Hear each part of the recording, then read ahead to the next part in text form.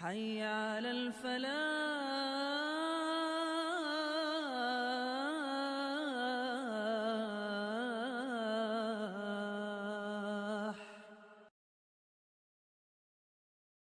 محترم سامعین کرام اور محترم ناظرین، السلام علیکم ورحمۃ اللہ وبرکاتہ۔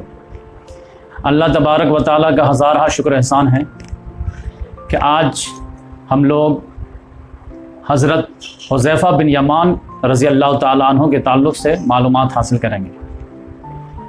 حضرت حذیفہ بن یمان رضی اللہ تعالیٰ عنہ یہ نہ مکہ کے تھے نہ مدینہ کے تھے، بلکہ یمن کے رہنے والے تھے، اور یمن میں بھی ایک قبیلہ تھا اور اس میں ایک چھوٹا سا خاندان تھا ابس، تو اس خاندان کے یہ چشم و چراغ تھے۔ اور ہوا یہ تھا کہ ان کے والد جوانی ہی میں، جاہلیت کے زمانے میں لڑائی وغیرہ ہوتی رہتی تھی، تو جوانی ہی میں کسی کو قتل کر دیے تھے۔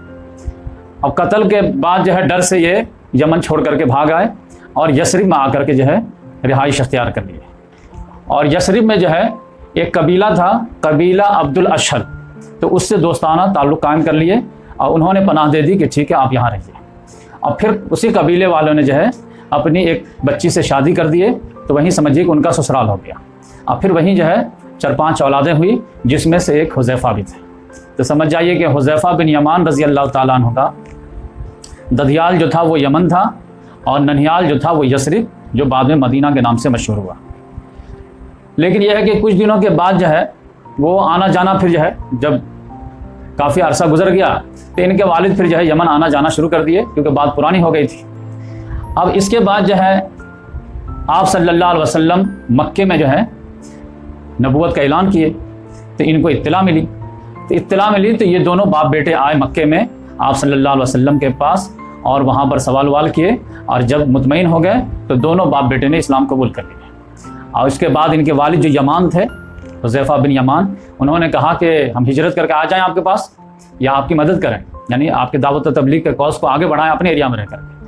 تو آپ صلی اللہ علیہ وسلم نے فرمایا کہ ہجرت نہ کرو، نصرت ہی کافی ہے، یعنی جو میرا مشن ہے وہی مشن کو آگے بڑھاؤ، کیونکہ معلوم تھا کہ یہاں سے خود ہجرت کر کے کہیں جانا ہے تو پھر یہاں ہجرت کر کے پرابلم اور ہو جائے گا۔ تو اس لحاظ سے جو ہے ان لوگوں کو ہجرت سے منع کر دیے، اور وہ لوگ جو ہے رہنے لگے۔ تو بیشتر اوقات یہ لوگ مدینہ میں بھی رہتے تھے، یمن میں بھی رہتے تھے۔ اب اس کے بعد آپ صلی اللہ علیہ وسلم ہجرت کر کے مدینہ آ گئے۔ مدینہ آنے کے بعد جو ہے جب ان لوگوں کو اطلاع ملی کہ آپ صلی اللہ علیہ وسلم مائگریٹ کر کے مدینہ چلے گئے ہیں، تب ان لوگوں نے سوچا کہ اب ہم لوگ بھی جو ہے پراپر طریقے سے مدینہ ہی پرماننٹ شفٹ ہو جاتے ہیں آپ صلی اللہ علیہ وسلم کے بعد، اور ہجرت کا بھی اعلان ہو گیا کہ آپ تو ہر ایک کو آنا ہے۔ لیکن ان کو اطلاع جو ہے تھوڑا سا تاخیر سے ملی، لیٹ سے ملی۔ تو سمجھ جائیے کہ 2 ہجری میں ان کو اطلاع ملی۔ وہ بھی اطلاع ملی ہے کہ جنگ بدر کا موقع تھا، اور پتہ چلا کہ مکے کے لوگ جو ہے 1000 کا لاؤ لشکر لے کر کے نکلا ہے، اور یقینی بات ہے چڑھائی کہاں کریں گے؟ یثرب پہ کریں گے، مدینہ پہ کریں گے، آپ صلی اللہ علیہ وسلم پہ کریں گے۔ تو یہ دونوں باپ بیٹے بھی جو ہے اس غزوے میں شریک ہونے کی نیت سے نکلے یمن سے، لیکن ابھی راستے ہی میں تھے کہ ابو جہل کے جو ہے لشکر والوں نے ان کو پکڑ لیا۔ اب مکے میں ایک مرتبہ آ چکے تھے یہ لوگ، اور ان کے سیرت و کردار سے لوگ واقف تھے، تو ابو جہل کو جو ہے کھٹک گیا کہ یہ دونوں جا رہے ہیں ادھر ہی جنگ میں ان کے طرف سے پارٹ لینے کے لیے۔ تو پوچھے تم لوگ کہاں جا رہے ہو؟ جنگ میں سپورٹ کرنے جا رہے ہو؟ تو انہوں نے کہا کہ ہم لوگ جنگ میں سپورٹ کرنے کے لیے نہیں جا رہے ہیں، ہم لوگ مدینہ جا رہے ہیں، مدینہ میں ہمارا سسرال ہے اور ہم رہتے ہیں وہاں پہ، دوستی یاری بھی ہے۔ لیکن ابو جہل نے کہا نہیں، تم لوگ جنگ میں سپورٹ کرنے جا رہے ہو اور ہمارے خلاف تم جو ہے ساتھ دو گے۔ لیکن وہی قریشی میں سے کوئی آدمی آیا اور ابو جہل سے کانا پھوسی کیا۔ اب کانا پھوسی میں جو ہے وہ اس انداز میں کیا کہ وہ سر وغیرہ ایسے ہلایا کہ بات یہ بالکل سمجھ میں آ گئی کہ وہ یہ بتانا چاہ رہا کہ یہ یمن کے ہیں اور ابس قبیلے کے ہیں، تو اگر ان کو کچھ کریں گے تو پھر ان کے قبیلے والے ہم لوگ کو نہیں چھوڑیں گے، کیونکہ اپنی تجارت جو ہے شام اور یمن دونوں طرف ہے، تو ان کے ایریا میں بھی ہم لوگ کو جانا رہتا ہے۔ تو ان پر جو ہے یہ 2 آدمی کو دیکھ کر کے آپ آرام سے ہاتھ مت ڈالیے، ورنہ اس کا کنسیکوینس جو ہے تھوڑا مہنگا پڑ جائے گا۔ تو ابو جہل کو بات سمجھ میں آئی، تو پھر وہ تھوڑا پیترا بدلا، اچھا بولو کہ تم واقعی میں نہیں جا رہے ہو؟ تو ہاں واقعی میں نہیں جا رہے ہیں۔ وعدہ کرو کہ جنگ حصہ نہیں لوگے؟ تو ہاں نہیں لیں گے، مدینہ میں جائیں گے بس۔ کہا ٹھیک ہے۔ تو اس لحاظ سے ان کو مدینہ آنے دیا۔ لیکن جیسے مدینہ آئے تو مدینہ میں جنگ بدر کی تیاری شروع تھی، کیونکہ پتہ چل گیا تھا کہ ادھر سے 1000 کا لاؤ لشکر کا قافلہ جو ہے روانہ ہو چکا ہے۔ تو یہ دونوں باپ بیٹے بھی پہنچے مدینہ میں، تو آپ صلی اللہ علیہ وسلم سے شرکت کی جو ہے خواہش ظاہر کی کہ ہم لوگ بھی شامل ہونا چاہتے ہیں، لیکن ایک بات ہے۔ تو آپ صلی اللہ علیہ وسلم کو خوشی بھی ہوئی، لیکن بولے کیا بات ہے بتا؟ تو بولے کہ میں آ رہا تھا، راستے میں اس طرح کا معاملہ ہو گیا، اور اس نے کہا کہ تم وعدہ کرو کہ تم جو ہے شامل نہیں ہوگے۔ تو ہم لوگ وعدہ کرتے جان بچانے کی خاطر کیا کرتے. تو آپ صلی اللہ علیہ وسلم نے کہا جب تم وعدہ کرتی ہو تو آپ اس وعدے کو وفا کرو اور اب تم مدینے ہی میں رہو اور ہم لوگ لڑ کے آتے ہیں. اب آپ دیکھیے کہ بالکل جو ہے 3 گنا زیادہ لشکر تھا ان کا. آپ صلی اللہ علیہ وسلم کو جو کل میسر فوج ہوئی تھی وہ 313 تھی, لیکن پھر بھی جو ہے 315 ہو جاتے, لیکن بولے نہیں جو وعدہ ہے وہ وعدہ ہے اور اس کو نبھاؤ تم نے. تو اس طرح یہ دونوں باپ بیٹے جو ہے بدر میں تو شامل نہیں ہو پائے. تو اسلام کیسے لائے یہ میں آپ کو بتا دیا. بدر میں کیا معاملہ ہوا یہ بھی آپ سمجھ گئے کہ ایک وعدے کو وفا کرنے کی خاطر یہ دونوں باپ بیٹے شدید خواہش کے باوجود جو ہے وہ شریک نہیں ہو سکے. جنگ احد 1 سال کے بعد ہوا. آپ جانتے ہیں کہ جنگ بدر میں ان کے 70 مارے گئے اور 70 قیدی بنے, اور جو سب سے جو ہے ٹاپ لوگ تھے وہی مارے چلے گئے. تقریباً 24 ان کے قائد مارے گئے تھے, بس ایک بچ گیا. وہ کون؟ ابو سفیان, چونکہ وہ شامل ہی نہیں ہوئے تھے. تو اب ان کے جتنے سردار کے لڑکے لوگ تھے یہ لوگ بدلے کی آگ میں جو ہے جل رہے تھے. تو ابو سفیان کو جو ہے موبلائز کر کے احد کے میدان میں 1 سال کے بعد لے کر کے آئے 3 ہجری شوال میں. اب اس میں یقینی بات ہے کہ ان دونوں باپ بیٹے کو جو شدید خواہش تھی وہ ارادہ کو فلفل کرنے کا موقع مل گیا.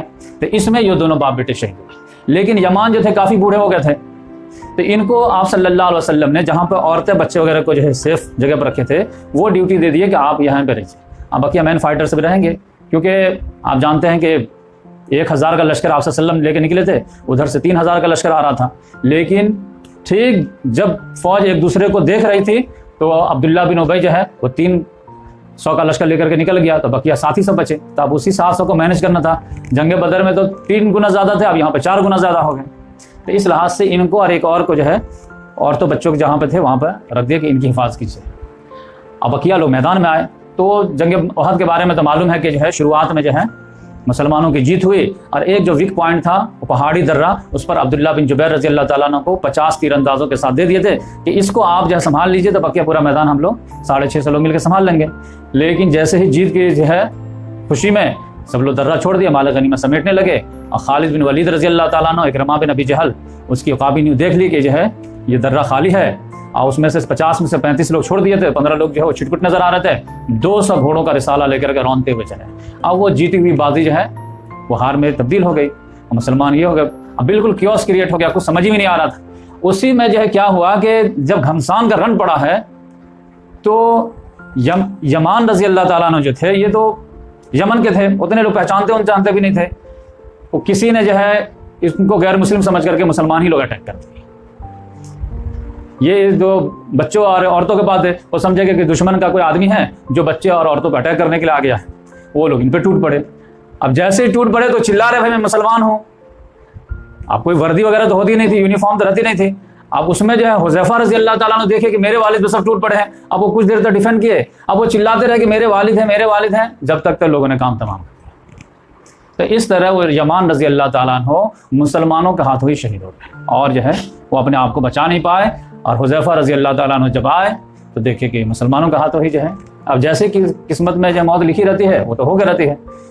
اس موقع پہ بھی جو ان کے زبان سے جو الفاظ نکلے ہیں وہ جو ہے یہ یغفر اللہ لکم, اللہ تعالیٰ تم لوگوں کو معاف کرے, تم لوگوں نے یہ کیا کر دیا. یہ تو میرے والد تھے, مسلمان تھے, اور سابقون الاولون میں سے تھے.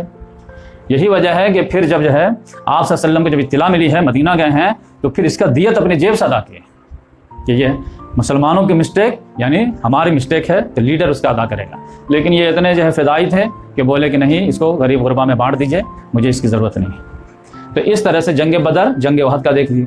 خندق میں جو ہے آپ دیکھیں گے کہ ان کا جو ہے بالکل یونیک کارنامہ ہے ایک. اب اس کے بعد آپ دیکھیں گے کہ جو بھی بایوگرافی میں بات آئے گی, جو ابھری ہوئی صلاحیت ہے اسی کو بیان کیا جائے گا. بقیہ جو کامن ہے وہ تو بار بار ریپیٹ نہیں کیا جائے گا. ایک صحابہ کرام کا نیچر ہے, وہ سب سمجھتے ہیں. تو خندق کے بارے میں لاسٹ میں بیان کروں گا, اور پھر تبوک کے بارے میں بھی تھوڑا سا لاسٹ میں بیان کرتا ہوں. پھر آپ صلی اللہ علیہ وسلم کے زمانے میں مطلب تمام غزوات میں شریک رہے, خندق میں بھی, صلح حدیبیہ میں بھی, فتح مکہ میں بھی, تبوک میں بھی, سب میں. لیکن خندق میں ان کا ایک بالکل جو ہے الگ ایک معاملہ ہوا, اور تبوک میں بھی ایک الگ معاملہ ہوا, تو اس کو ہم لاسٹ میں بیان کرتے ہیں. اس کے بعد کیا ہوا کہ نبی کریم صلی اللہ علیہ وسلم کے دنیا سے جانے کے بعد جب عمر رضی اللہ تعالیٰ عنہ کا دور آیا ہے, تو یہ پھر جو ہے نا عراق میں جو ہے سکونت اختیار کی, کیونکہ حضرت ابو بکر صدیق رضی اللہ تعالیٰ عنہ کے دور میں عراق وغیرہ فتح ہو گیا تھا, اور پھر دھیرے دھیرے عمر رضی اللہ تعالیٰ عنہ کے دور میں پورا فتح ہو گیا. تو انہوں نے جو اپنی سکونت اختیار کی ہے وہ عراق میں کی. اب عراق میں کبھی کوفہ میں رول ادا کر رہے ہیں, کبھی نصیبین میں ادا کر رہے ہیں, کبھی مدائن میں کر رہے ہیں, یعنی 3 جگہ. یعنی ان کی جو زندگی ہے سمجھے کہ حضرت ابو بکر صدیق رضی اللہ تعالیٰ عنہ 13 ہجری میں انتقال کیے, اب 13 سے لے کر کے 36 ہجری میں ان کا انتقال ہوگا. تو اب اس لحاظ سے جو ہے یہ جو 22-23 سال ہے تو یہ کہاں اب زندگی گزارے؟ نہ مکہ میں، نہ مدینہ میں، نہ یمن میں، بلکہ عراق میں. اب عراق کے مختلف شہر میں، کبھی کوفہ میں، کبھی نصیبین میں، کبھی مدائن میں، جہاں جہاں ان کو حکم ہوتا تھا کہ یہاں کے گورنر بن جائیے، پھر یہاں کے بن جائیے، پھر یہاں کے بن جائیے. تو اس طرح یہ. تو جب عمر رضی اللہ تعالیٰ عنہ کے دور میں پورا عراق فتح ہو گیا تو عراق کو حضرت عمر فاروق رضی اللہ تعالیٰ عنہ نے انتظامی لحاظ سے 2 حصوں میں ڈیوائڈ کر دیے تھے. نیچے کا ایریا جو ہے دجلہ والا ایریا جو ہے اس کو الگ کر دیے، اور فرات والا جو ایریا ہے اس کو الگ کیا، کیونکہ 2 ندی ہے دجلہ اور فرات، اور اسی 2 ندی کی وجہ سے جو ہے وہ عراق کی سویلائزیشن قائم ہوئی تھی، بیبلونین سویلائزیشن. تو فرات کا ایریا جو ہے پورا ارد گرد کا ایریا، کیونکہ ندی کے کنارے ہی کنارے آبادی ہوتی تھی، بقیہ تو ریگستان ہے.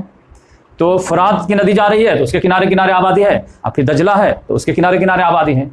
تو فرات کے کنارے والی پوری آبادی جو ہے وہ دے دیے تھے عثمان بن حنیف رضی اللہ تعالیٰ عنہ کے بندوبست میں، کہ یہ پورے جو ہے یہاں کے جو ہے خراج وغیرہ یا پھر عشر وغیرہ زکوٰۃ وغیرہ یہ پورا انتظام آپ سنبھالیں گے. اور جو ہے دجلہ کا جو پورا ایریا تھا وہ دے دیے تھے حضرت حذیفہ بن یمان رضی اللہ تعالیٰ.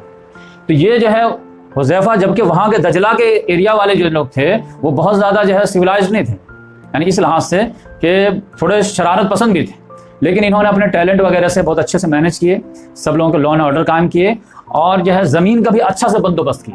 اتنا اچھا بندوبست کیے کہ یہاں سے پھر جب مدینہ سینٹر میں جب جو ہے مال بھیجا جاتا تھا تو حضرت عمر رضی اللہ تعالیٰ عنہ ایک مرتبہ دیکھ کر کے جو ہے تعجب میں پڑ گئے. آپ بول پڑے کہ لگتا ہے کہ زمین پر جو ہے کچھ زیادہ ہی بوجھ ڈال دیا گیا ہے، مطلب تم اتنا بھیجے ہو کہ ایسا تو نہیں ہے کہ وہاں کے لوگوں کو زبردستی زیادہ کھینچ لیا ہو، کیونکہ امید سے بہت زیادہ لگ رہی ہے. تو ان سے ملاقات جب ہوئی تو انہوں نے کہا لقد ترکت فضلا، میں تو بہت سارا چھوڑ بھی دیا ہوں، تب اتنا ہے. تو اس لحاظ سے میں کوئی زبردستی نہیں کیا ہوں، یہ ہمارا ٹیلنٹ کا نتیجہ ہے، یہ ہمارے جو ہے بندوبست کا نتیجہ ہے. جیسے حضرت یوسف علیہ السلام بہت اچھا مینج کیے تھے ویسے یہ مینج کیے. تو انہوں نے کہا کہ میں تو تھوڑا سا لائٹ ہینڈ لیا ہوں، بہت سارے نظر انداز بھی کر دیا ہوں، اور بقیہ جو بڑے بڑے یہ تھے اس کو میں لے کر کے آپ کے پاس بھیجا ہوں. تو اللہ تعالیٰ کا فضل ہے کہ یہ اتنا آیا ہے. تو اس کے بعد جو ہے یہ تو ان کا انتظامی صلاحیت ہو گئی کہ انتظامی صلاحیت یہ ہے کہ وہاں کے لوگ جو ہے مطلب دجلہ کے ایریا کے لوگ تھوڑا جو ہے امن پسند نہیں بھی تھے، پھر بھی ان کو کنٹرول کیے. اب ان کو بندوبست اتنا اچھا کیے کہ وہ لوگ خوش ہو گئے. تو ان کو کیا چاہیے تھا، ادھر جو ہے خلیفہ راشد بھی خوش ان کے اس سے. اب اس کے بعد جو ہے تھوڑا سا جنگوں کا آغاز ہو گیا. 18 ہجری میں جو ہے نہاون کی جنگ شروع ہوئی. نہاون جو ہے ایران کے بیچ میں. تو وہاں جو ہے حضرت عمر رضی اللہ تعالیٰ عنہ ایک جانباز صحابی تھے نعمان بن مقرم. اب یہ پورا میں خلفاء راشدین کے جو ہے سیریز میں کور کیا ہوں. نعمان بن مقرم کو سپہ سالار بنا کر کے 18 ہجری میں نہاون کی طرف روانہ کیے کہ آپ جائیے. لیکن یہ مارکا بڑا تھا کیونکہ یہ ایران ہو یا افغانستان ہو یہ پورا پہاڑی ایریا ہے. اب پہاڑی ایریا میں فائٹ کرنا اتنا آسان نہیں رہتا کیونکہ وہاں جو گفائیں وغیرہ رہتی ہے دشمن آرام سے جو ہے وہ چھپ کر کے وار کر سکتا ہے. تو اس لحاظ سے جو ہے نعمان بن مقرم کو بھیجے. تو ادھر حذیفہ بن یمان جو کوفہ میں تھے ان کو بولے کہ آپ ایک فوج لے کر کے آپ بھی نکلیے نہاون پہنچیے تاکہ جو ہے نعمان بن مقرم کو سپورٹ حاصل ہو سکے. اور ادھر ایک صحابی تھے سعید بن اقرا رضی اللہ تعالیٰ عنہ کو، ان کو حضرت عمر رضی اللہ تعالیٰ عنہ نے جو ہے ایک نصیحت کر دیا کہ ان کو لگا کہ نہاون کی جنگ جو ہے تھوڑی سی خطرناک ہے. اسی میں جو ہے حضرت عمر رضی اللہ تعالیٰ عنہ خود سے جانا چاہ رہے تھے، اتنی بڑی یعنی قادسیہ کے لیول کی جنگ تھی. تو ان کو وصیت کر دیے جیسے آپ صلی اللہ علیہ وسلم نے جنگ موتا میں وصیت کی تھی کہ اگر نعمان بن مقرم جو ہے شہید ہو جائیں تو تم لوگ جو ہے پھر کن کو بنا لینا، حذیفہ بن یمان کو امیر بنا لینا. تو جو اندیشہ تھا وہی ہوا کہ نہاون کی جنگ میں جو ہے جیت تو ہو گئی لیکن ان کا گھوڑا جو ہے جو نعمان بن مقرم رضی اللہ تعالیٰ عنہ کا وہ جو ہے پھسل گیا اور یہ جو ہے پٹکے گئے، یعنی پہاڑی کے جو ہے پتھر تھا اس پہ اور وہاں پہ یہ شہید ہو گئے. تو اس لحاظ سے جیسے ہی شہید ہوئے تو یہ زخمی حالت میں تھے ہی تو بول دیے کہ لوگوں نے پوچھا کہ آپ کے بعد کون، تو انہوں نے بھی مشورہ دیا کہ حذیفہ بن یمان کو بنانا.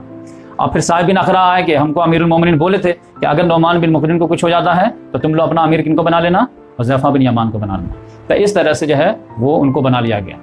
تو سمجھے کہ 19 ہجری آتے آتے پورا نہاون فتح ہو گیا، پورا علاقہ فتح ہو گیا. اور پھر فتح کرنے کے بعد اپنی جگہ پہ واپس آ گئے کوفہ اور وہاں پہ رہنے لگے. آپ سمجھے 2-3 سال رہے ہوں گے کہ اس کے بعد پھر جو ہے جنگوں کا آغاز ہوا. تو 22 ہجری میں یعنی 3 سال کے بعد جو ہے یہ آذربائیجان جو ہے ادھر مہم کا آغاز ہوا. تو آپ جانتے ہیں کہ رشیا، آذربائیجان، ترکی، یہ سب جو کیسپین سی کے بلیک سی اور کیسپین سی کے بیچ میں جو 3 کنٹری ہے، آرمینیا، آذربائیجان اور جارجیا، تو یہ تینوں کنٹری آتی ہے. تو اس میں آذربائیجان ہے اور آذربائیجان کا آج کل تو کیپٹل باکو ہے، لیکن اس زمانے میں اردبیل تھا، تو ادھر کی فوج روانہ ہوئی۔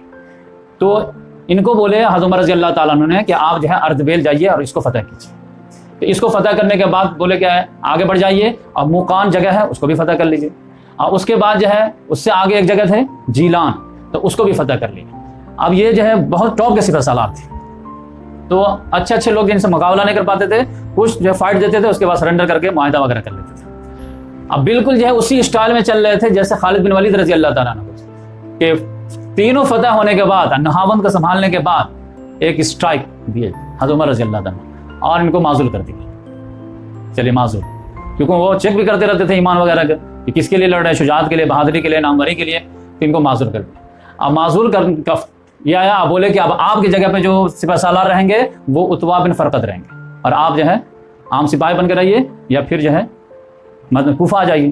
تو انہوں نے کہا کوئی بات نہیں ہے۔ تو یہ تینوں فتح کرنے کے بعد ان کو معزول کر دیا گیا، اور پھر جو آگے کا پورا جو ہے جنگی سفر جو تھا وہ اتبا بن فرقد کے سرکردگی میں شروع ہوا۔ لیکن یہ ٹیلنٹڈ تھے تو امتحان ہی مقصود تھا، تو اس کے بعد جو ہے پھر حضرت عمر رضی اللہ تعالیٰ عنہ نے ان کو مدائن کا گورنر بنا دیا۔ تو نیچے بصرہ ہے، پھر کوفہ ہے، پھر مدائن ہے، اور ایران کا جو کسرا کا جو دربار لگتا تھا وہ مدائن ہی میں لگتا تھا، وہ اس کا جو کیپٹل تھا۔ تو مدائن کا والی بنا دیے، اور جب مدائن کا والی بنا کر کے لیٹر لکھے مدائن والوں کو کہ دیکھو میں ایک جو ہے نیا گورنر بھیج رہا ہوں، تو حضرت عمر رضی اللہ تعالیٰ عنہ جب بھی کسی ایریا میں کسی گورنر کو بھیجتے تو اس میں ان کو جو ہے ایک لیٹر تو ان کو بھی دیتے، ایک لیٹر ان کو بھی دیتے، لیکن ان کو جو لیٹر دیتے تو اس میں جو ہے بڑی تفصیل سے لکھتے کہ ان کے یہ حقوق رہیں گے، تمہارے یہ حقوق رہیں گے، ایسا کریں گے، ویسا کریں گے۔ لیکن ان کو جب بھیجے تو بالکل خصوصیت کے ساتھ صرف 2 لفظ لکھے کہ ان کی اطاعت کرنا اور جو مانگے دینا، بس 2۔ بقیہ اور گورنر کے ساتھ دیکھو اچھا سلوک کریں تو ٹھیک رہنا، نہیں تو پھر مجھ کو بتانا اور یہ کرنا وہ کرنا، یہ سارے چیز رہتے تھے۔ لیکن ان کے بارے میں معلوم تھا کہ یہ اتنے لیول کے ہیں کہ یہ مس یوز تو کریں گے ہی نہیں، بس 2 لفظ لکھ دیے کافی ہے کہ ان کی بات ماننا اور جو بھی یہ درخواست کریں یہ دیں۔ تو یہ جب ان کا پیغام پہنچا ہے تو مدائن والوں کو سنائے دے، سب جمع ہوئے جو سردار لوگ تھے اور پڑھے۔ تو پڑھنے کے بعد سب لوگوں نے کہا ہاں ہم تو آپ کی اطاعت کریں گے، اور آپ کے بارے میں تو بہت سنے ہیں، آپ جو ہے نہاوند فتح کیے ہیں، پھر اردبیل موقان فیمس تو ہو ہی گئے تھے، تو آپ کی کوئی بات نہیں، مانگی کیا مانگتے ہیں؟ تو انہوں نے کہا مانگنا کیا ہے، کھانے پیٹ بھرنے کے لیے کھانا دے دو، اب میرے گدھے کے لیے چارہ دے دو، بس 2 جب تک میں رہوں یہ 2 چیز ملنی چاہیے مجھے۔ تو بس اور کچھ مانگے گا نہیں، اور کچھ نہیں۔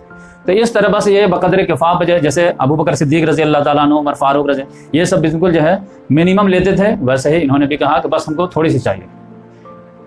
اب حضرت عمر رضی اللہ تعالیٰ عنہ کو لگا مدائن کیا تھا، یہ جو ہے سمجھے واشنگٹن تھا، اب یہاں جو رہے گا تو وہ تھوڑا عیش میں پڑے گا ہی، اسی لیے دیکھیے کہ بار بار جو ہے وہ سلمان فارسی رضی اللہ تعالیٰ عنہ کو یہیں بھیجا کہ یہاں جا کر کے کوئی چینج ہوتا یا نہیں ہوتا، 2 ہی جگہ چینج ہونے کا ڈر رہتا تھا، ایک شام میں اور ایک مدائن وغیرہ میں، یہ بڑا سیولائزڈ جگہ ہے۔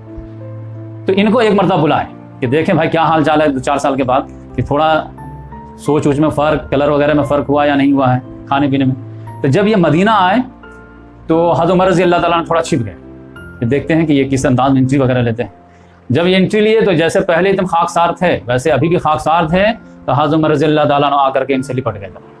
اب وہاں پر ہسٹوریکل جملہ بولے کہ تم میرے بھائی ہو اور میں تمہارا بھائی ہوں، یعنی تمہارے اندر ذرہ برابر بھی چینجز نہیں آئے۔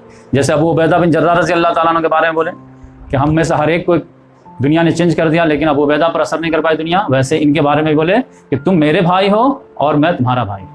تو اب ان کو آخر تک مدائن میں رہیں گے کہ اب کوئی مسئلہ نہیں ہے، آپ رہیے آخر۔ تو اب اس وقت تو نہیں بولے کہ آخر تک، یعنی کنکلوژن کے طور پر کہ وہ آخر تک مدائنی میں رہے، اور ان کی وفات جو 36 ہجری میں مدائنی تک ہوئی۔ 30 ہجری میں کیا ہوا کہ پھر ایک مہم کا جو ہے آغاز ہو گیا۔ یہ نہاوند کے بعد جو ہے نا پھر وہ جو وہاں کا جو بادشاہ تھا وہ پھر بارڈر کا ایریا کے فوج جمع کر کے پھر اٹیک کرتا تھا اور کھوئی ہوئی زمین کو واپس لینے کی کوشش کرتا رہتا تھا۔ تو خراسان میں جنگ شروع ہو گئی، ابھی جو خراسان بار بار آ رہا ہے۔ تو سعید بن عاص رضی اللہ تعالیٰ عنہ کو جو ہے حضرت عمر رضی اللہ تعالیٰ عنہ نے گورنر یہ سمجھ سپہ سالار بنا کر کے 30 ہجری میں خراسان کی فتح کے لیے بھیجے کہ جائیے آپ خراسان کو فتح کیجیے۔ اب پھر ان کو بولے کہ کوفہ سے آپ خراسان ایک فوج لے کر کے آ جائیے سعید بن عاص کے لیے، جیسے نعمان بن مقرن کے لیے بولے تھے نہاوند میں آپ ایک فوج لے کر کے، کیونکہ وہ بالکل قریب تھے، اب مدینہ تو دور ہے، ایک بڑی فوج میں ادھر سے بھیج رہا ہوں سینٹر سے، آپ قریب ہیں، ایک چھوٹی سی فوج لے کر کے آپ آ جائیے۔ تو سعید بن عاص رضی اللہ تعالیٰ عنہ کی مدد کے لیے کوفہ سے خراسان کی طرف یہ ایک چھوٹی سی فوج لے کر کے گئے حضرت عمر رضی اللہ تعالیٰ عنہ کے حکم کے مطابق۔ تو میسا میں جو ہے جو ایک سمجھے کہ बंदरगाह थे, वहाँ पर लड़ाई हुई तो वहाँ पर जो है फतह हुई। तो फतह में लेकिन इनके इल्मी लेवल भी पता चलता है कि क्या हुआ कि जंग जब जारी थी तो उसी में नमाज का टाइम आ गया।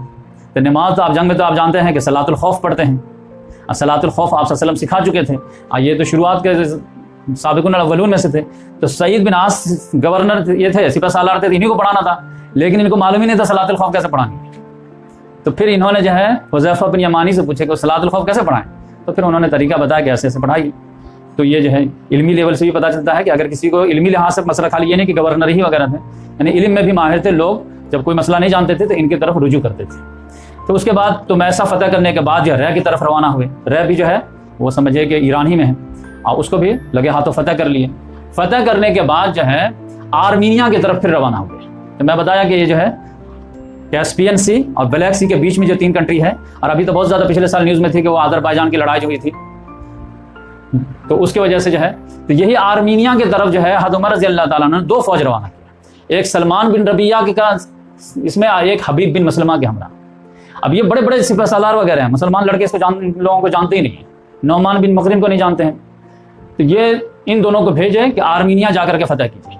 अब इनको सपोर्ट के लिए भी फिर हज़रत उमर रज़ी अल्लाह ताला बोले कि कूफा से एक फ़ौज लेकर के आप आइए, और कूफा के फ़ौज के आप सिपह सालार हैं।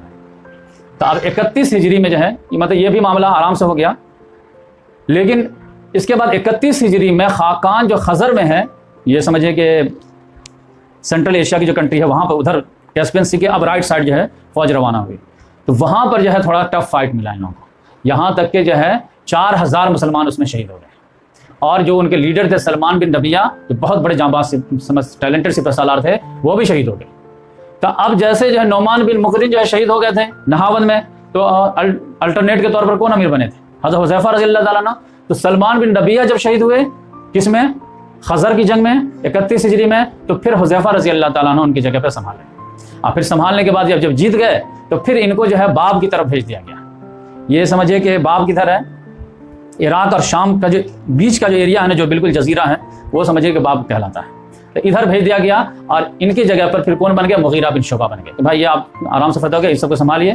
तो हज़रत हुज़ैफा रज़ी अल्लाह ताला अन्हु बाब पर 3 हमला किए, यानी वक्तन फ़वक्तन, क्योंकि ये समझिए कि रेगिस्तानी एरिया था, कबायली लोग थे।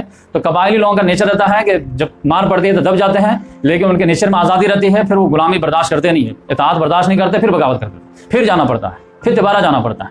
तो समझिए कि 34 हिजरी में जो है ये तीसरा हमला किए हैं, और ये हज़रत उस्मान गनी रज़ी अल्लाह ताला अन्हु का आखिरी अहद था, क्योंकि 35 हिजरी में ज़ुल्हिज्जा में उनकी शहादत हो जाती है। तो ये आखिरी में है। अब फिर जब बाब को भी फतह कर लेते हैं तो फिर ये मदाइन वापस आ जाते हैं और वहाँ पर रहने लगते हैं कि इधर जो है फिर इख्तलाफात जो है वो उस तूल पकड़ना शुरू हो जाता है। उतना होने लगता है कि इनको इत्तला मिलती है कि लोगों ने उस्मान गनी रज़ी अल्लाह ताला अन्हु को शहीद कर दिए। तो फिर ये मदाइन से आए। अब मदाइन से आने के बाद जो है 40 रोज़ के बाद जो है ये खुद वफ़ात पा गए। तो उतने दरमियान में जो है अली रज़ी अल्लाह ताला अन्हु का इंतखाब हो गया था। तो इन्होंने जो है फिर उसमें कन्फ्लिक्ट में अली रज़ी अल्लाह ताला अन्हु के हाथ पर बैत किए, लेकिन ज़िंदगी ने वफ़ा नहीं किए, और 40 ही दिन के बाद जो है इनका इंतकाल हो गया। लेकिन इंतकाल के वक्त जो है अपने बेटे को वसीयत कर गया कि देखो मुझे तो साथ देने का मौका जो है ज़िंदगी ने नहीं दी, लेकिन मैं तुम लोगों को वसीयत करता हूँ कि अगर ये कन्फ्लिक्ट टूल पकड़े तो फिर तुम लोग अली रज़ी अल्लाह ताला अन्हु को लाजिम पकड़ लेना, ठीक है, इनको साथ देना। यही वजह है कि इनके बच्चे जो है फिर अली रज़ी अल्लाह ताला अन्हु को आखिर तक साथ दिए, और अक्सर जो है बच्चे इनके ये जंग सिफ़ीन में शहीद हुए। अब ये है कि इनका मुकाम और मर्तबा क्या है, तो आप 2 हिस्से लगे। खंदक, ये 2 में रख दिया था स्पेशल। खंदक में क्या हुआ कि एक आदमी ने आकर के जो है, जैसे हम लोग डायलॉग मारते हैं वैसे वो भी डायलॉग मारा कि हम लोग अगर आप सल्लल्लाहु अलैहि वसल्लम के टाइम में होते ना तो ये कर देते, वो कर देते, ऐसा जिहाद करते और ये करते, और जहाँ पर उनका पसीना गिरता वहाँ पर खून गिराते, रहता ही है, हर आदमी सोचता है। तो उन्होंने कहा देखो इतनी बड़ी बड़ी बातें मत करो, बातें करना बहुत आसान है, क्योंकि आमतौर से लोग समझते हैं कि सहाबा किराम जो थे ना वो रोबोट टाइप के थे, कोई गलती थी नहीं है, बस आमन्ना सद्दकना, और ना उनके तकाजे होते थे, ना उनको ज़ख्म में तकलीफ होती थी, बस मतलब वो अलग ही किस्म के एक मखलूक थे, जो कि अलग किस्म के मखलूक नहीं थे। जो सारे प्रॉब्लम हम लोगों को रहते हैं वही सारे प्रॉब्लम उनको भी थे, जो ज़रूरियात हमारे लिए हैं वो ज़रूरत उनके लिए भी। तो इन्होंने कहा कि मैं तुमको बताऊँ कि रियलिटी क्या चीज़ होती है, कि खंदक के मौके से एक मरतबा क्या हुआ कि समझिए कि खंदक 1-1.5 महीना चला है, आप सल्लम डिफेंस कर लिए थे। آخری دن بڑا کریٹیکل تھا. اب کریٹیکل میں جو ہے پھر اللہ تبارک و تعالیٰ نے جب دن گزار دیا ہے تو رات میں پھر اللہ تعالیٰ کے مدد آئی ہے. تو وہ مدد کسی اسٹائل میں آئی ہے کہ ایک طوفانی ہوا چلی ہے. تب بہت سردی بے انتہا تھی اس رات، برفانی سمجھے. اب بہت تیز ہوا چل رہی تھی اور سب لوگوں کی جو ہے سردی سے حالت خراب تھی. تو سب لوگ کسی طرح سکڑے بیٹھے تھے. اب یہ تھا کہ یہ ہوا گزر جائے تو پھر کل کیا ہوگا دیکھا جائے گا. کہ آپ صلی اللہ علیہ وسلم نے اتنے ہی میں کہا کہ تم میں سے کوئی ایسا مرد ہے جو اس قوم کی خبر لے کر کے آئے، آپ مجھ سے جنت میں پڑوس اپنا مقام حاصل کریں. تو اتنا بہترین انداز میں بولے کہ کون ہے؟ علام من رجل، کوئی ہے تم میں سے کوئی ایسا آدمی؟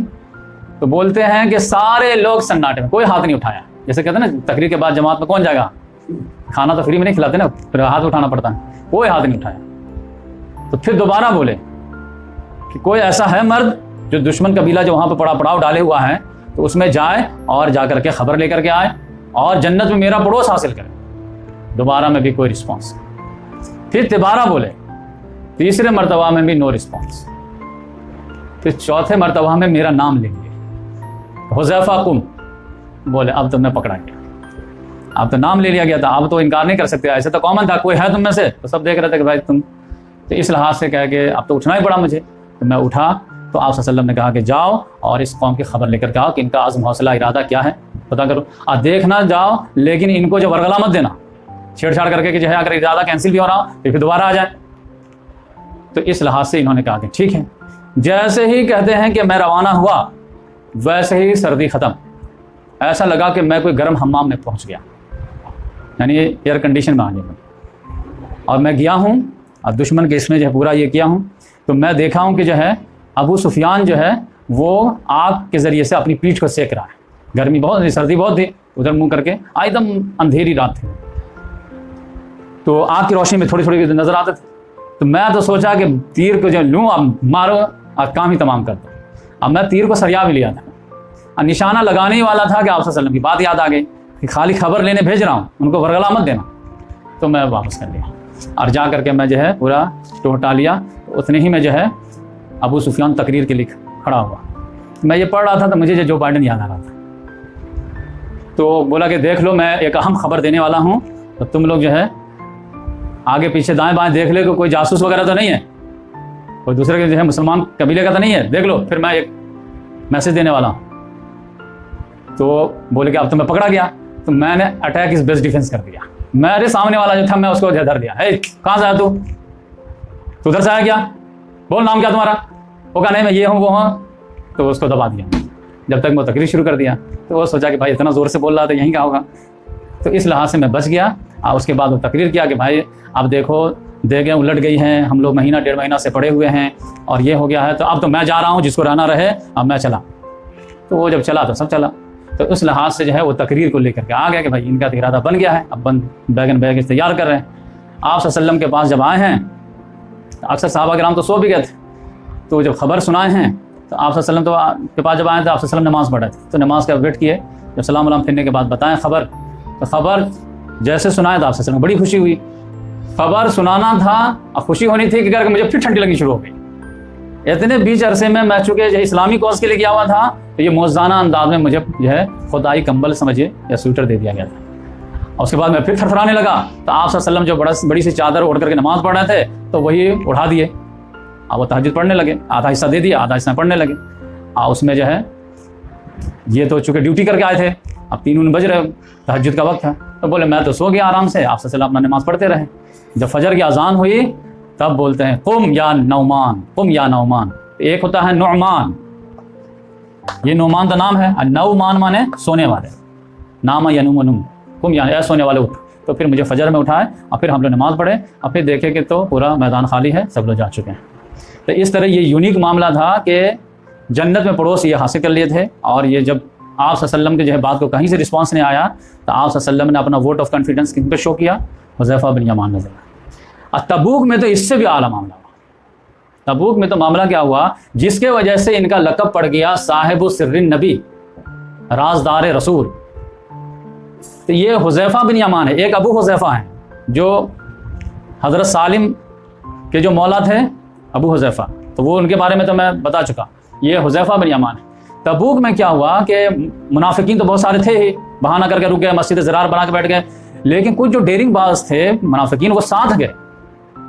اور ساتھ جانے کے بعد جب واپس آ رہے تھے تو ایک جو ہے راستے میں ایک گھاٹی تھی، تو گھاٹی سے پہلے آپ صلی اللہ علیہ وسلم ایک جگہ جب پڑاؤ کیے تو بولے کہ اگلا پڑاؤ جب میں فلاں چشمے پہ کروں گا تو میرے سے پہلے کوئی نہیں پہنچے گا وہاں پہ، پہلے میں وہاں پہنچوں گا اس کے بعد کوئی وہاں پہنچے گا۔ یہ آپ صلی اللہ علیہ وسلم پہلے جو ہے احتیاطی تدبیر کر لیے تھے، لیکن ہوا کیا کہ رات میں جو سفر لوگ کرتے تھے، کیونکہ دن میں تو گرمی رہتی ہے تو رات کے اندھیرے میں جو ہے سفر کھینچ دیتے تھے، تو آپ صلی اللہ علیہ وسلم بھی سفر کر رہے ہیں تو ایک جو ہے پہاڑی اوپر جو ہے بہت نیرو جو ہے پگڈنڈی تھی، جو سمجھے کہ ایک اونٹ ہی گزر سکتا تھا اس میں بہت، اور نیچے بالکل کھائے۔ تو یہ کہہ رہتے ہیں کہ میں جو ہے پیچھے پیچھے لیکن لگا ہوا تھا آپ صلی اللہ علیہ وسلم، تھوڑا حفاظتی دستہ کے ساتھ۔ باقی یہ تو سب لوگ کانفیڈنس میں تھے کہ یہ تو مسلمانوں کا لشکر ہے، تو یہاں پہ کیا ہونے والا ہے، 30,000 کا لشکر ہے۔ تو آگے آگے عمار بن یاسر تھے، اب پیچھے پیچھے میں تھا، تو وہ آگے آگے راستہ صاف کرتے جاتے تھے، مطلب دیکھتے جاتے تھے، اب بیچ میں آپ صلی اللہ علیہ وسلم، اب پھر پیچھے میں رہتا تھا۔ اتنے ہی میں سنا کچھ لوگوں کو مشورہ کرتے ہوئے کہ ایسا کرتے ہیں کہ آگے گھاٹی آنے والی ہے، تو ایسا کرتے ہیں کہ ان کو جو ہے اسی میں گرا دیتے ہیں، اب تو تھوڑے سے اونٹ کو بتکائیں گے وہ گر جائیں، اور پھر ان کی گردن ٹوٹی تو اپنا کام فنش۔ یہ مشورہ میں نے سن لیا، سننا تھا کہ میں تھوڑا اسپیڈ بڑھا دیا۔ یہ لوگ پیچھے کر رہے تھے کہ بھائی وہاں پہ جو گھاٹی آنے والی ہے وہاں پہ یہ کام کریں گے، میں سنا، میں آگے بڑھ گیا۔ اب اس وقت آپ صلی اللہ علیہ وسلم جو ہے نیند کی حالت میں تھے، اونٹ چل رہے ہیں اور کجاوے میں آرام کر رہے ہیں۔ اب میں آپ صلی اللہ علیہ وسلم کو ہوشیار کرنے کے لیے، جگانے کے لیے کیا کروں؟ تو آپ صلی اللہ علیہ وسلم کو جگانے کے لیے میں نے کیا کیا کہ زور زور سے میں قرأت شروع کر دیا تاکہ آواز سے جاگ جائیں۔ تو ہوا بھی وہی کہ میں جیسے زور زور سے قرأت شروع کیا کہ آپ صلی اللہ علیہ وسلم جاگ گئے، تو آپ صلی اللہ علیہ وسلم نے فرمایا کون؟ انہوں نے بولا حذیفہ۔ اچھا حذیفہ ہو؟ ہاں۔ تو تم سنے وہ لوگ کیا بول رہے تھے؟ کہاں، تبھی تو میں آپ کے پاس آیا ہوں۔ تو معلوم ہے تم لوگوں کو کیا کون کون ہے یہ لوگ ہیں؟ کہاں؟ تو کون لوگ ہیں؟ انہوں نے نام بتایا کہ یہ فلاں ہیں فلاں ہیں فلاں ہیں فلاں ہیں۔ تو آپ صلی اللہ علیہ وسلم نے فرمایا پھر اپنے سے خود نام لے کر کے، یہ سب جو ہے منافق ہیں، لیکن مجھ سے وعدہ ہے کہ تم ان لوگوں کا نام ڈسکلوز مت کرنا۔ تو یہ 12 لوگ تھے جن کا نام جو تھا وہ یہیں پہ شو ہوا تھا، اور آپ صلی اللہ علیہ وسلم کنفرم تو کر دیے لیکن وعدہ لے لیے کہ نام نہیں بتانا، تو جس کی وجہ سے جو ہے وہ نام نہیں بتایا۔ تو یہ لوگ حملہ کیے اور عمار بن یاسر یہ بالکل جان پر کھیل کر کے کسی طرح آپ صلی اللہ علیہ وسلم کو ڈیفینس کیا، اور پھر یہ لوگ بھاگ کر کے جو ہے وہ چشمہ پہ پہلے پہنچ گئے۔ تو آپ صلی اللہ علیہ وسلم سخت نوٹس بھی لیا، جب میں بول دیا تھا کہ نہیں آنے کا تھا لیکن ان لوگوں کے پاس کوئی چارہ ہی نہیں تھا، اٹیک کر کے باہر نکل گئے۔ یعنی ایسا رہتا ہے نا کہ اوور ٹیک میں جو ہے تھوڑا سا جو ہے کوئی اسپیڈ سے گاڑی چل رہی ہے، ہلکا سا جو ہے آپ ٹچ مار دیے تو گر جاتے ہیں، اس انداز میں ان لوگوں نے جو ہے اٹیک کرنے کی کوشش کی۔ اب آگے چلے گئے تو اب کیا رہیں گے، کیا جب حضرت عمار بن یاسر دوڑا ہے تو یہ لوگ بھاگ گئے، اب بھاگ کر کے جائیں گے تو وہ چشمہ پہ پڑا ہوگی۔ تو اس لحاظ سے جو ہے یہیں پر ان کو یہ لقب ملا تھا کہ یہ صاحب و سر نبی، لیکن آپ صلی اللہ علیہ وسلم نے وعدہ لے لیا۔ یہی وجہ ہے کہ اور یہ کہانی جو ہے یہ دلائل النبوہ میں ہے، یہ جو ہے مسند احمد میں ہے، یہ دلائل النبوہ مجھے مل نہیں رہتی، اس کی وجہ سے صرف اس ایک واقعے کی وجہ سے میں اس کو خریدا 400 روپے میں، تاکہ کوئی پوچھے بھی تو اس کو جو ہے بتایا جا سکے کہ بھائی یہ اوتھینٹک بات ہے۔ اب مسند احمد میں تو اور ڈیٹیلس آیا، یہی وجہ ہے کہ حضرت عمر فاروق رضی اللہ تبارک و تعالیٰ عنہ ان کے بہت واچ رکھتے تھے، اور تاریخ میں تو یہاں تک آتا ہے کہ دیکھتے رہتے تھے کہ کوئی آیا ہے اور اس کے نماز جنازہ اگر حذیفہ نہیں پڑھے تو ہم بھی نہیں پڑھیں۔ اور ایک مرتبہ تو یہ جو ہے اسود الغابہ میں آیا ہے کہ حضرت عمر رضی اللہ تعالیٰ عنہ ان سے آ کر کنفرم کیا کہ دیکھو میرے کوئی گورنروں میں جو ہے کوئی منافق ہے کیا؟ انہوں نے کہا ہاں ہے، ایک ہے۔ کہا نام بتاؤ؟ کہا نہیں نام نہیں تو نہیں بتائیں، وہ تو وعدہ ہے۔ تو پریشان ہو گئے، تو نام نہیں، کہا نہیں وہ تو اللہ کے رسول نے وعدہ لے لیا تو نام نہیں بتائیں۔ اب یقینی بات ہے حضرت عمر رضی اللہ تعالیٰ نے بھی ٹاپ کے صحابی میں تھے، اللہ تعالیٰ نے ان کو خواب میں بتا دیا یا کہاں بتا دیا، تو کچھ ہی دنوں کے بعد ان کو معزول کر دیا۔ تو انہوں نے کہا کہ میں ٹھیک معزول کیا ہوں، کہاں؟ تو سب کنفرم ہو گیا کہ یہی ہے، لیکن ڈسکلوز نہیں کرنا تھا، یہ پینڈورا باکس نہیں کھولنا تھا، اور امت جو ہے اتنی ہوشیار ہے کہ سمجھ جائے کہ کون کس نے کل کھلایا ہے۔ تو اس وجہ سے یہ پورا معاملہ دودھ کا دودھ پانی کا پانی ہو جاتا ہے۔ وہ تو ہمارے یہاں جو ہے غلط عقیدہ پروموٹ کر دیا گیا ہے کہ تمام صحابہ کرام جو ستاروں کے مانند تھے، جن کی بھی جو ہے تم اقتداء کرو گے ہدایت پا جاؤ گے، گھر سے یہ اصحاب اقبا کی بھی کر لو۔ اب یہ جو تبوک میں ساتھ گئے تھے لڑنے کے لیے، یہ صحابی تھے کہ یہ نہیں؟ لیگل تو یہ بھی صحابی تھے، ان کو بھی پردہ دے دیا گیا۔ تو مسلمانوں میں تو یہ بھی بڑے قبیلے کے مانے جاتے تھے، یہ بھی سردار مانے جاتے تھے، گورنر بن گئے تھے، لیکن اندر سے کیا تھے؟ تو اس لحاظ سے قرآن نے جو بات بتائی ہے کہ آپ صلی اللہ علیہ وسلم پر ایمان لانے والے کی 3 کیٹیگری ہے، وہی بات صحیح ہے کہ اکثر و بیشتر سابقون الاولون تھے رضی اللہ عنہم و رضوان، لیکن دوسرے جو طبقہ تھا وہ کٹر پکے منافق کا تھا، جو مسجد زرار بنا لیے تھے، جو آپ صلی اللہ علیہ وسلم پر اٹیک کیے تھے، جو ہے جنگ احد میں واپس آ گئے تھے، اور تیسرے نمبر کے وہ لوگ تھے جو غلط ملت اعمال والے تھے، کبھی اچھا کر لیے، کبھی برا کر لیے، کبھی اچھا کر لیے، کبھی برا کر لیے. تو اس طرح سے جو ہے یہ تین. اسی وجہ سے یہ آپ صلی اللہ علیہ وسلم نے ان کو کلیئر کٹ کہا. مسلم شریف کی حدیث ہے، کل میں وہ حدیث بھی لاؤں گا آپ کے سامنے، کہ انا فی اصحاب اثنا عشر منافقا، کہ میرے صحابی میں 12 منافق ہیں، ان میں سے کوئی بھی جو ہے جنت میں نہیں جا سکتا یہاں تک کہ حتیٰ یلج الجمل فی سم الخیاط، یہاں تک کہ سوئی اپنے ناکے سے نکل جائے، اونٹ اپنے ناکے سے نکل جائے. جیسے قرآن کی اصطلاح ہے سورہ اعراف میں ہے، تو جیسے سوئی کے ناکے سے اونٹ نہیں گزر سکتا، ویسے ہی ان منافقین کے جنت میں انٹری نہیں مل سکتی. اور پھر آپ صلی اللہ علیہ وسلم نے فرمایا ان 12 میں سے 8 وہ ہیں جن کو دبیلا پھوڑا نکلے گا، اور اس پھوڑے کی بیماری سے وہ تڑپ تڑپ کے مریں گے. 12 میں سے 8. تو یہ آپ صلی اللہ علیہ وسلم خود فرما رہے ہیں کہ میرے جو ہے اصحاب میں سے، اور حدیث کی 2 روایتیں، ایک یہ ہے کہ میرے امتی میں سے، لیکن حذیفہ بن یمان کو امتی کے بارے میں کیوں بتائیں گے؟ کرنٹ کے بارے میں بتائیں گے نا. تو ایک جگہ تو یہ ہے کہ میرے یہ سمجھے کہ 7035 نمبر کی حدیث، کل میں اس کا پورا درس بھی دوں گا. تو اس میں آپ صلی اللہ علیہ وسلم نے فرمایا کہ انا فی اصحابی اثنا عشر منافقا، یہ تو ایک واقعہ کا منافق تھے جو 12 بتائے تھے، بقیہ اور بھی کتنے تھے لا تعداد. اور سورہ توبہ میں تو ایک جگہ آتا ہے کہ اللہ کے رسول آپ بھی نہیں جانتے کون کون ہے، میں جانتا ہوں کہ سریل میں کون منافق ہے. تو اس لحاظ سے میں سوچا کہ حذیفہ بن یمان کے جو مقام و مرتبہ کیا ہے یہ ہمارے سامنے آ جائیں. تو اللہ تعالیٰ سے دعا ہے کہ اللہ تبارک و تعالیٰ ہم تمام لوگوں کو ان صحابہ کرام کے جو ہے نقش قدم پر چلنے کی توفیق عطا فرمائے. اللہم من احییت منا فاحیہ علی الاسلام ومن توفیت منا فتوفہ علی الایمان.